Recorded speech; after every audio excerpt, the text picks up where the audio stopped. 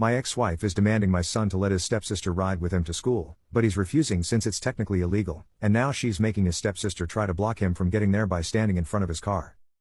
I, 45M, share 3 kids with my ex, 16M, 14M, and 11F. We divorced 10 years ago. My ex, D, remarried 8 years ago and has another biological daughter, 7F, and a stepdaughter, 14F. My kids have never really gotten along with their stepsister. She pretty much gets whatever she wants.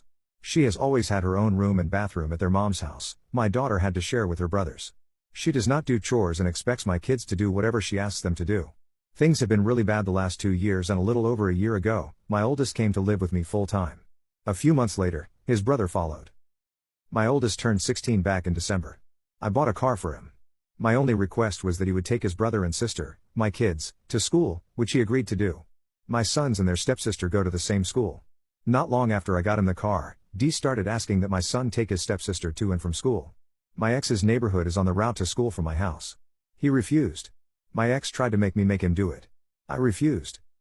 Well, last month, we got a winter storm come in. The first round was not supposed to be bad, so there was school. But, quickly the weather got worse than predicted, so the school let out early. My sons were walking to the car with a friend to head to my house. Their stepsister was standing near the car with a friend and was on her phone. She told my son, "Mom says she cannot come get us, so we need to ride with you." My son refused. She handed my son the phone and my ex was on the line. She demanded that my son give his stepsister and her friend a ride. She was across town getting groceries before the storm got worse. He refused. His stepsister started yelling at him. He ignored her and they got in the car to leave. She and her friend got in front of the car so he couldn't move. He honked his horn and told them to get the fudge out of the way. They eventually did, and my son left her and her friend at the school. A teacher saw the incident, so we were called by the administration about it. We told them what happened. My sons were not in trouble, but they said, "We need to work out this family conflict." Afterwards, my ex and her husband tried to talk to me and blamed me. I told them, "It isn't my fault y'all raised an entitled brat who no one likes.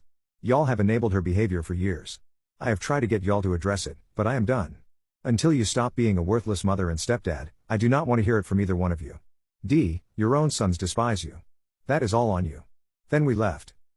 I have not spoken to my ex since. I do feel bad for my daughter because tensions have been high at my ex's house and she is there half the time. Am I the jerk? Update. A little over a week ago, my ex reached out to try and see what we could compromise on about the situation. I told her there was nothing to compromise about.